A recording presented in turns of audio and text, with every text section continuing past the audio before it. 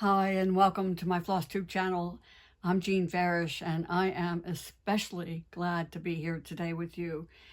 As you may know, if you're one of my regular viewers, I haven't been around for a while, and I thought I would start out with just a very quick, simple explanation. I'm fine. And in many ways, I feel very blessed that I have reached my 7th decade of life here on this earth without having any really major health scares or problems or whatever. But what I realized a few months ago was that I have very severe sleep apnea.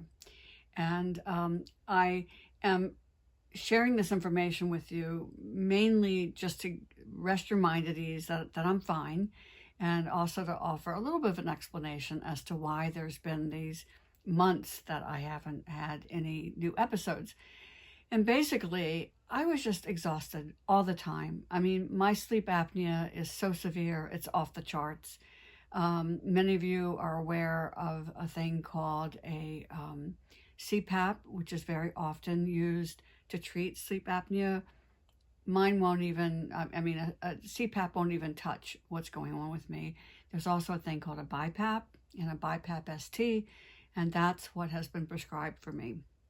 So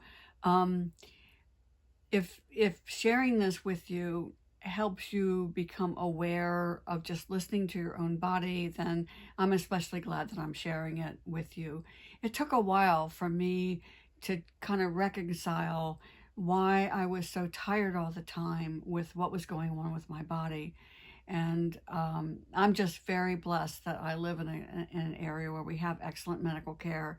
And I feel like that, I'm sort of, I'd start to say on the mend, but it really isn't even a matter of being on a mend. Basically, my sleep apnea is being treated, and I am finally getting, right now, an occasional good night's sleep. I am certainly looking forward to the time when that's more the norm than not. I still have my days that I don't get a good night's sleep, and when that happens, I am just absolutely exhausted and find it really hard to just get through my to-do list.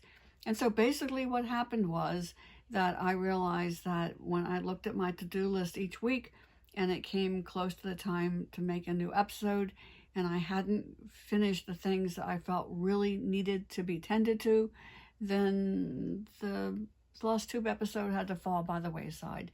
And that's basically what it is. It's a matter of just setting priorities and saying, I can't do it all. I especially can't do it all when I'm tired. So enough about that. And like I said, I'm just happy to be back, and hopefully we're going to be going forward without very many interruptions. I do have some travel coming up in the next couple of months, but I am already planning how to work around that so that we can just spend this time together every week. So it's time for something called Sampler September. And this has been going on for a couple of years, but it's really the first year I have felt like I wanted to participate in it.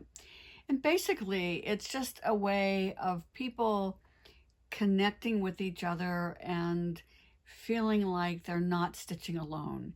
That's what a lot of these stitch-alongs, retreats, etc., really do for us. Needlework can very easily be a very solitary and isolated hobby, and it takes a little doing to reach out and find your kindred spirits and find something to sort of connect with them about. And so if it's samplers, September's your month to do that. So I thought I would start with just a very simple explanation, definition, if you will, of what a sampler is. Now, I am not a sampler expert. I know a dozen people who know a whole lot more about samplers than I will ever know. But basically, my definition is that it has an alphabet, it has motifs, it has some sort of a border, and it probably has a verse. In addition, hopefully it also has the maker's name and the date that it was stitched. These are the components you most likely find in antique samplers, And so many of your modern day samplers, my contemporaries, we design things that kind of are in the spirit of these bygone era samplers. So for Sampler September in my Etsy store, I have an assortment. I have antique sampler reproductions, like my very, very first book that I ever published way back in 1981 was the Janet Irving sampler. And you've heard me speak about this one before. Janet Irving is the great, great, great grandmother of my two daughters. And so it has a special family connection for us. And also in my Etsy store, you'll find Jane Hattersley, which is the one that I reproduced last year. And you will also find Roxana Corson. And Roxana is the one that I then later on did as a reimagined sampler, asking myself this question. If Roxana, at her very, very young age, was to sit down and stitch the sampler today with the 500 plus colors that she can choose from, would she have stitched it in the greens and golds? And my answer to that question was, I don't think so. And so I made a couple of other adjustments, changing the dimensions so it would fit in a standard 16 by 20 frame, and eliminated the over one stitching, just made a couple of things to make it a little bit more mainstream. And then I produced a series of video tutorials to go with it when it was a stitch along. Now in my Etsy store, you can still get that chart and get the access to those same video tutorials that the people in the original stitch along had access to. So that's kind of like, so I've got the antique reproductions, then I've got sort of a bridge into what I dubbed a reimagined sampler with Roxy. And then I've got the samplers that are just my own creativity. One of my favorite is the series that I refer to as my Ampersand sampler. An ampersand is that plus sign that we're so familiar with. Most of us use it all the time. We just don't know what it's called. And so this is the series that started out with the hare in the basket, and then the deer and the grapes. And I'm probably going to leave one of them out. I don't have a list in front of me. The bear and the elk, the bison, and then most recently,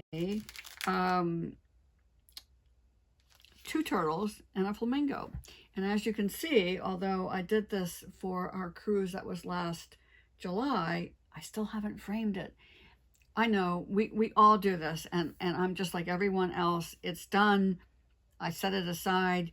You can see that I've actually basted around the edges, which I always do in preparation for pinning it to the acid-free foam cord.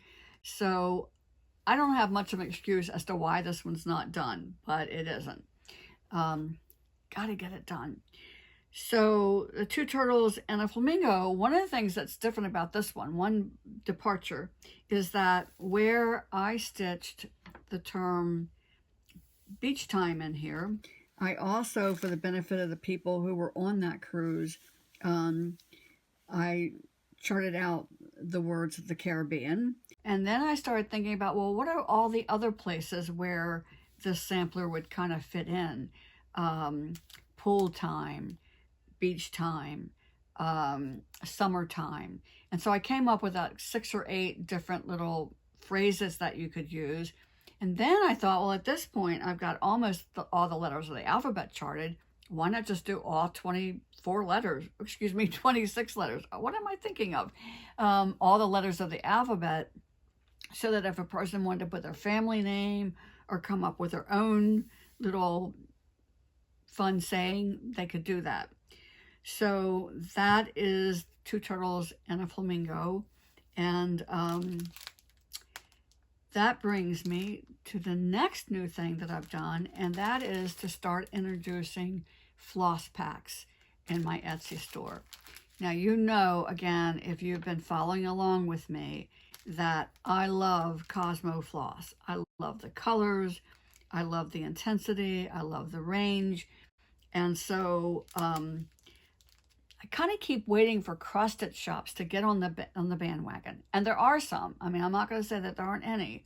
But they're few and far between, and I keep hearing from people that they would love to stitch with it, but they just can't find it, or that they've stitched with it in one of my many classes, and now they want to get more, and they can't find it.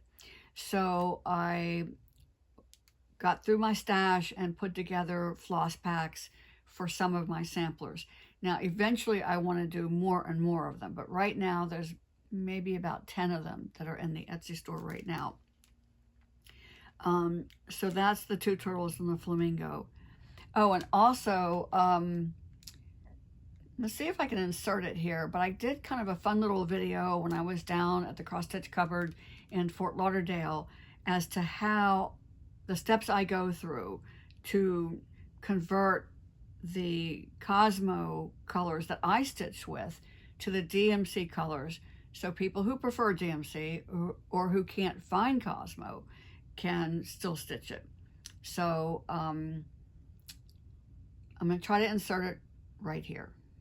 Okay, you ready? Okay. So the first thing, of course, is these are the colors that are in the kits that I'm producing for the cruise class, and we'll sell this in my Etsy store as well. So let's take those out. And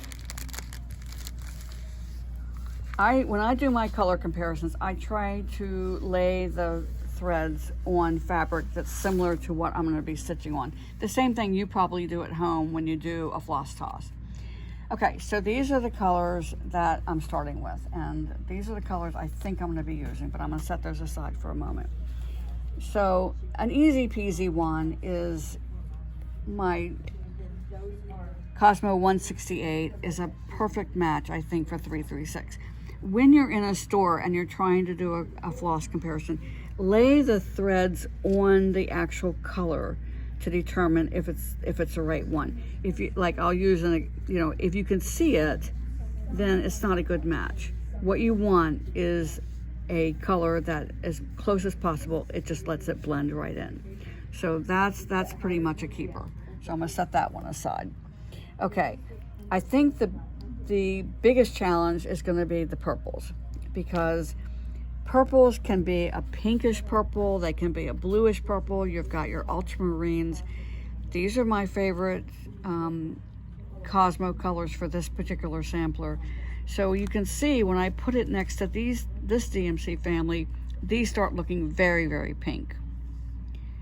And even this, which is more of a true purple, then again, the Cosmo is reading more blue. So then that led me up here to this family. So let's take a look at putting this on the 340 and this one on the 3746.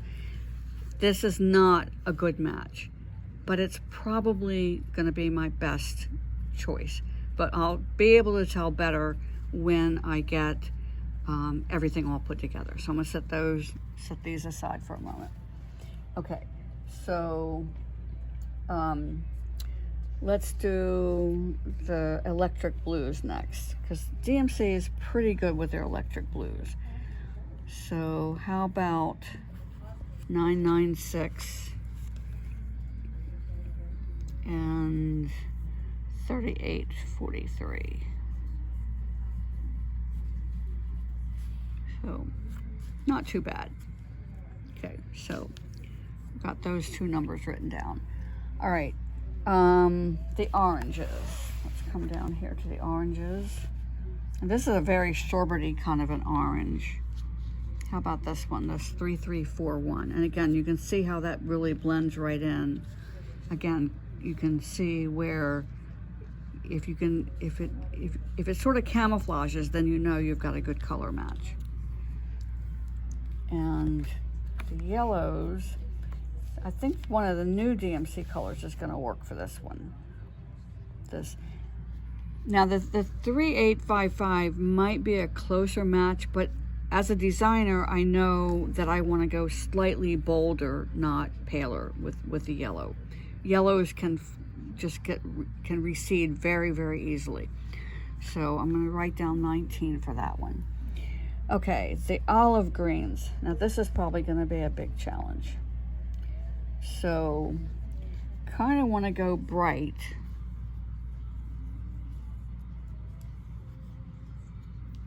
So the 166 and the 581. I think that's what I wrote down. See, I've got my little cheat sheet here. Yep. No, I didn't either. I went with 580 and 581. And this is where I will also take a look at the design itself and see where these colors,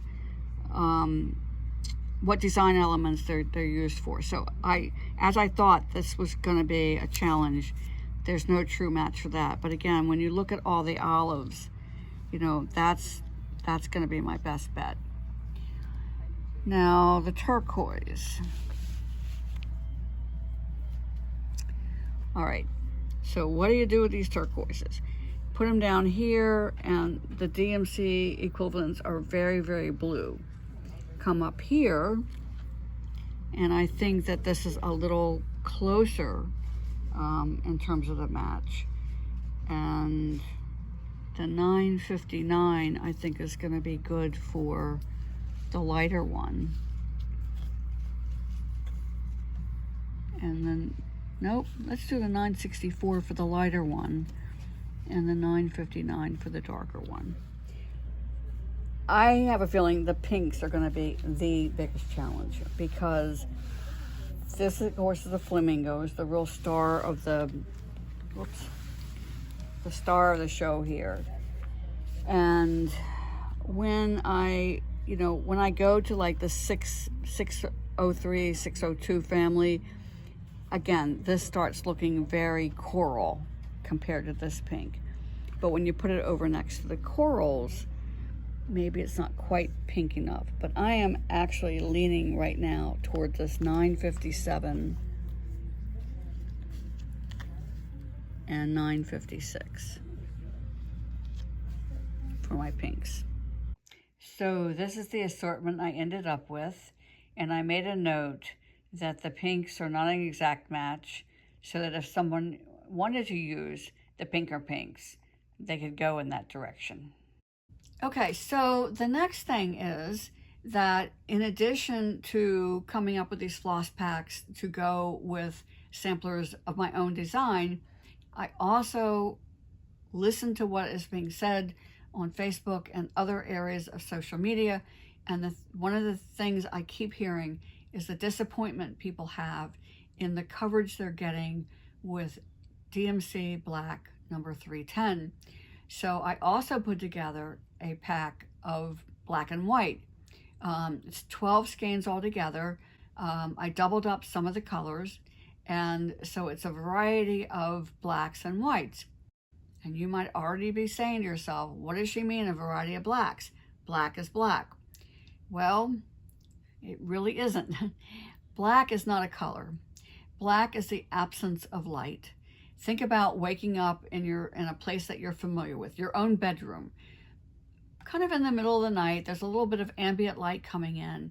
Things that you know have color are suddenly in grays. And that's because there's an absence of light.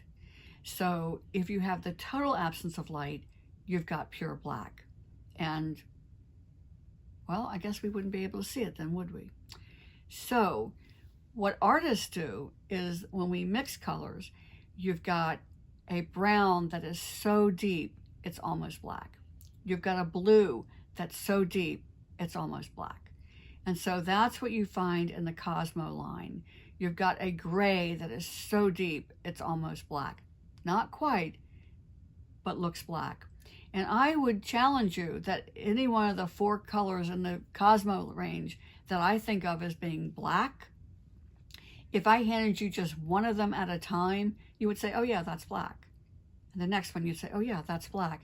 It's when you see the 4 of them together that you see, well, this one has a blue tone to it.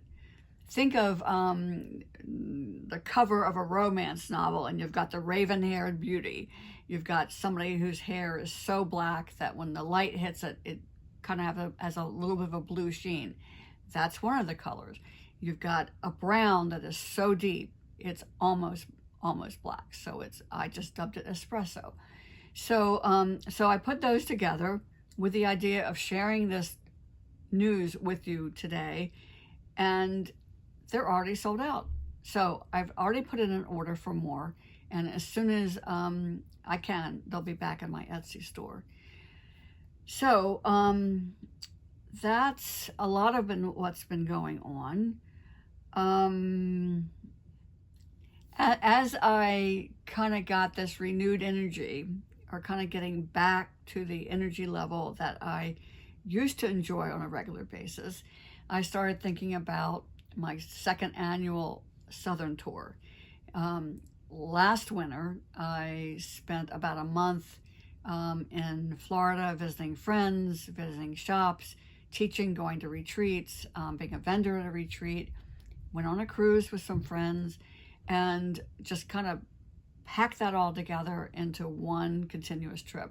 So I'm planning that again, and I'm actually going to head out of here mid-January. I've got a couple of things that are tentative. One thing is for sure, I'll be teaching some classes at Cross Stitch Cupboard in Fort Lauderdale. The other things, I feel like that I haven't quite gotten all my T's crossed and I's dotted with the organizers, so I'm not going to mention them yet, but I am hoping that I'm going to have a very full schedule for a good part of 4, 5, maybe 6 weeks through January and February in South Carolina, Georgia, Florida.